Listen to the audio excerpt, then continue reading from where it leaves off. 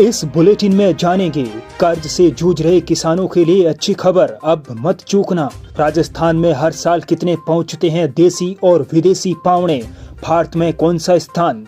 Rajasthan AI क्रांति का नया हब बनने को तैयार, आपकी भी सुनी जाएगी आवाज। उदयपुर फाइल्स पर रोक, कन्हैयालाल की पत्नी ने पीएम मोदी को लिखा भावुक पत्र। नौकरी के नाम पर राजस्थान में बेची जा रही अब यूपी की लड़कियां, पुलिस का बड़ा खुलासा। और आखिर में जानेंगे आज की राजस्थानी चौकी बात।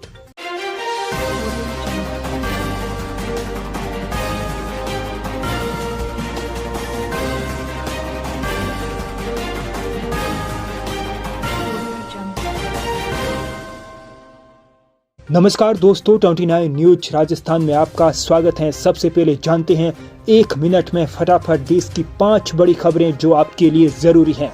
राधिका हत्याकांड में बड़ा अपडेट, गुरुग्राम कोर्ट ने आरोपी पिता को 14 दिन की रिमांड पर भेजा। नए राज का खुलासा, राधिका की खुद की नहीं थी tennis academy. Ahmedabad plane crash की 15 पेज की रिपोर्ट में बड़ा खुलासा, दोनों इंजन हुए थे बंद। एक पायलट ने दूसरे से पूछा, तुमने फ्यूल बंद किया? जवाब नहीं।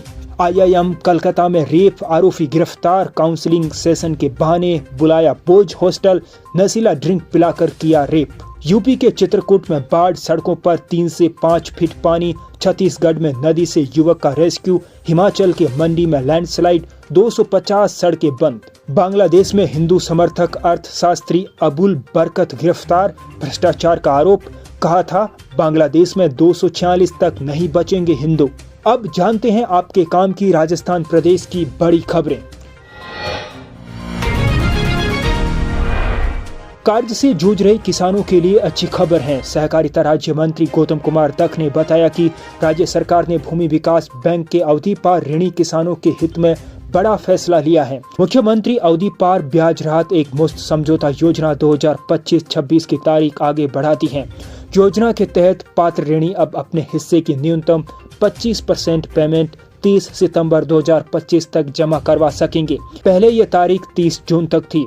योजना को लेकर ऋणी किसानों में काफी उत्साह है। अंतिम दिन 30 जून को भारी भीड़ उमड़ी और पोर्टल पर रसीदें कटवाने के लिए देर रात तक कतारें लगी रही।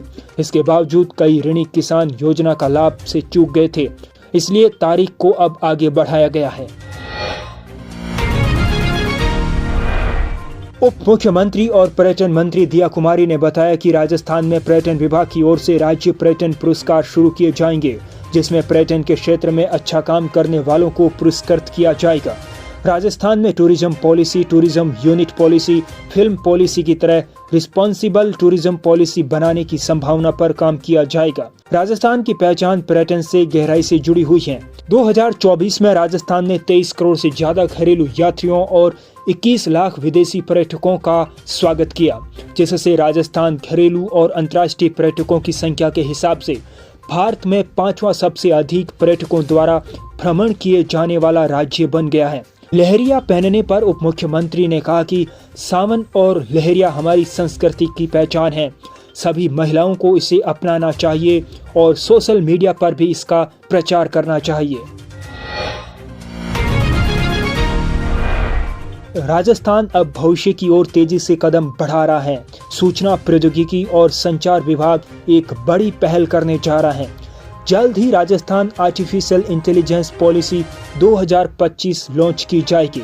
इस पॉलिसी का मुख्य लक्ष्य राजस्थान को जिम्मेदार, समावेशी और इनोवेशन केंद्रित AI डेवलपमेंट का एक उभरता हुआ सेंटर बनाना है। यानी हम AI का इस्तेमाल इस तरह से करेंगे जिससे समाज का फायदा हो, कोई पीछे न छूटे और नए नए आविष्कार होते रहे। AI से इलाज बेहतर और तेज होगा, किसानों को नई तकनीक से फायदा मिलेगा, पढ़ाई लिखाई के तरीके और भी आधुनिक बनेंगे, शहरों में सेवाओं को और सुधारा जाएगा।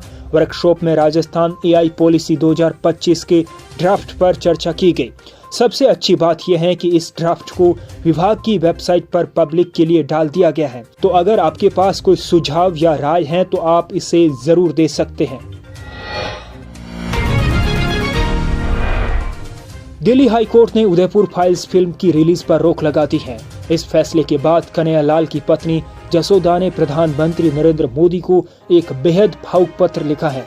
जसोदा देवी ने अपने पत्र में दुख व्यक्त करते हुए लिखा कि मुस्लिम संगठनों और उनके वकील कपिल सिब्बल ने अदालत में इस फिल्म को रुकवा दिया है। उन्होंने लिखा कि मैंने खुद यह फिल्म देखी है, ये तो मेरे पति की हत्या की सच्ची कहानी है, इसमें कुछ भी गलत नहीं है। 3 साल पहले कन्हैयालाल की बेरहमी से हत्या कर दी गई थी और अब उनकी पत्नी का कहना है कि वकील यह तर्क दे रहे हैं कि जो हुआ उसे फिल्म में दिखाया भी नहीं जा सकता।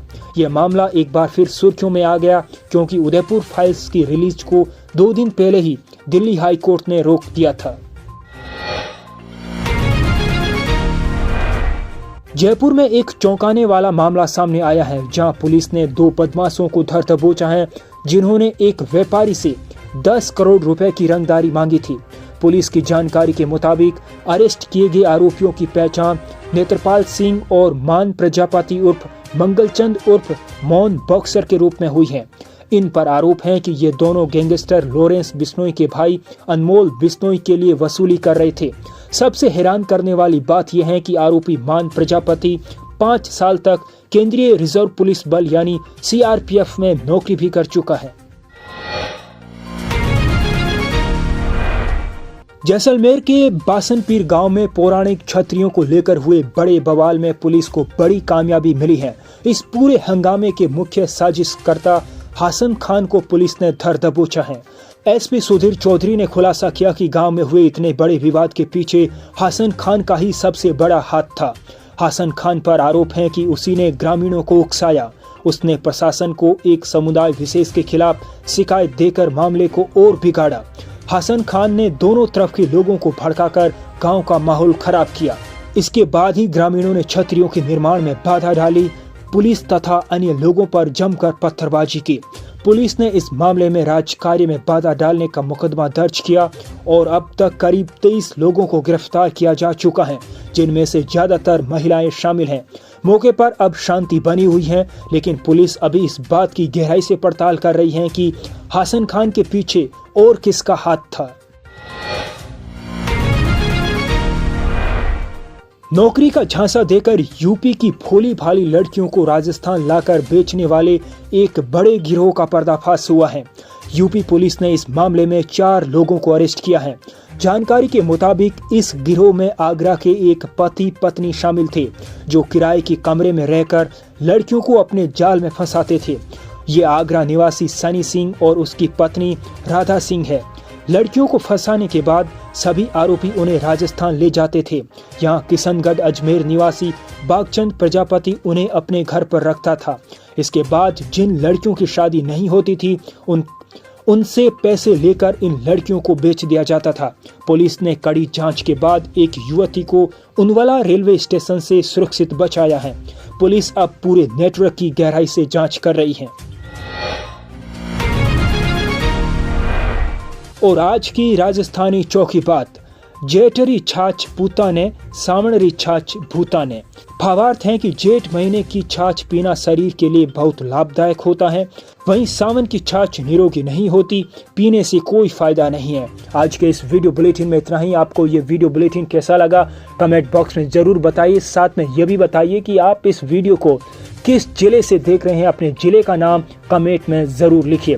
यदि आपको ये वीडियो बुलेटिन पसंद आया तो YouTube चैनल 29 न्यूज राजस्थान को सब्सक्राइब कीजिए। अगर आप हमारी इस तरह की पत्रकारिता को सपोर्ट करना चाहते हैं तो सब्सक्राइब बटन के पास ज्वाइन बटन पर क्लिक कर आप जुड़ सकते हैं। आज के इस वीडियो बुलेटिन में इतना ही। मिलते हैं कल इसी वक्त। तब तक आप अपना ख्याल रखिए, मस्त रहिए। नमस्कार।